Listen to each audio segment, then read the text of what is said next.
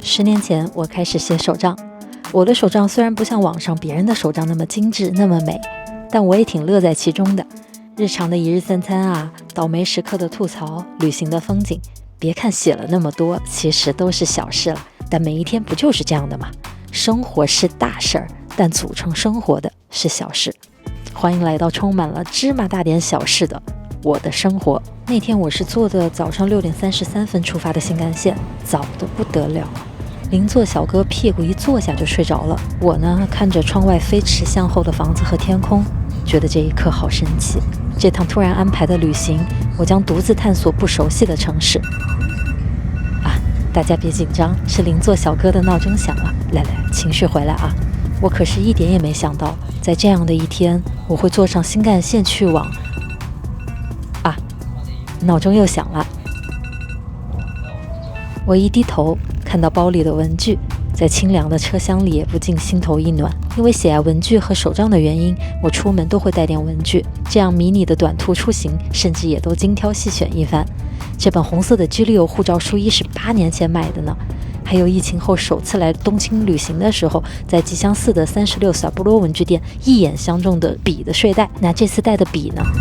就这样，小哥的闹钟持续了40-50分钟，直到乘务员来找他。而我呢，补觉是补不了一点的，喝了一路饮料，来到名古屋。车站人来人往，看似混乱，却好像每个人都急急忙忙赶往自己的方向，只有我原地不动。没有做功课，面对空白手账一样的新城市，该用什么样的打开方式呢？那就从最擅长的吃开始吧。哇，我最爱吃面包了。排队的号码牌总是要排下的，因为上面有当日的日期、时间，也有店名，感觉这样记录下来特别有一种没有必要的说服力。终于轮到我进店了，哇，好凉快！门口的绿植站在架子上，用纸做的小鸟随人造风翩翩起舞。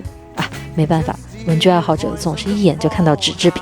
250日元的小仓红豆吐司还带一颗蛋，我配了杯冰咖啡。哇，一人旅行这样的开局，我今夜做梦也会笑。面包又软又有韧劲，红豆甜而不腻，冰块在杯子里旋转跳跃。10分钟，桌面清空。走吧，有劲儿了，来逛个文具吧。这是我的方便法，走到哪里都有一个切入口。附近有文具店吗？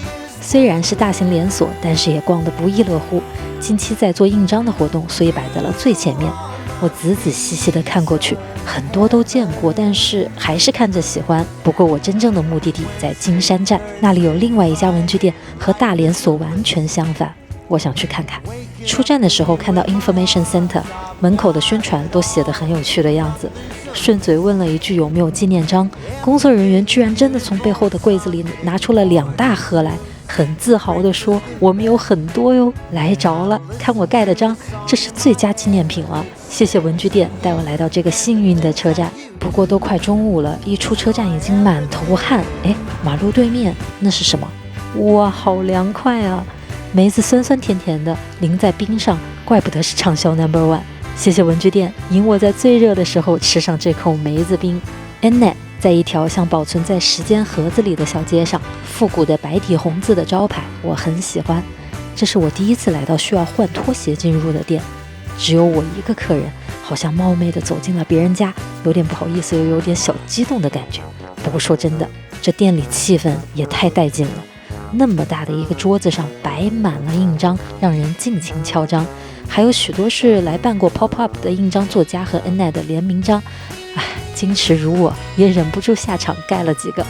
可能来的不是最佳的时候，很多产品都缺货了，但是也一点都不觉得遗憾，这里的氛围太有对文具的爱了。虽说名古屋不是一个文具那么活跃的城市，但有这样一家小店在，这里的文具控们也是很幸福的。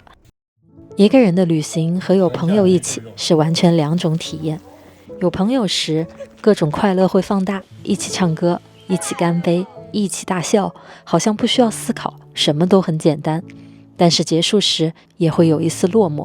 一个人的旅行也许更接近生活本来的样子，日常里绝大多数的琐碎和体会发生在独自的日常里，行走的人，怪异的井盖，跳出来的车票，忽然瞥见的自己，享受一个人的时间，也许是写手账交给我最大的享受。我不爱聊意义，我是一个执着的在本子里画下今天喝了什么饮料的怪人，这有什么意义呢？还有外面烤得焦焦的鳗鱼饭，还有个头很足的炸虾三明治，那些盖的章去到的文具店，都装进本子里平铺在纸上，又有什么意义呢？是怕忘记？拉倒吧，迟早会忘记。我的记录不是为了记得，它们更像是我认真地看过这个世界的痕迹。也许不经意间记录下的时刻也被拉长，长到抵达未来的某个瞬间，当这个本子被再次翻开时，所有无意义的碎片都在说同一件事。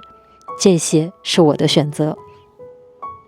我选择看见、听见那些时刻，选择拍下、录下、写下、画下它们。也许简单，也许凌乱，那一刻的我就保存在了这页纸里面。本子写到一半了，下一页写什么还不知道，但应该也没什么大事儿。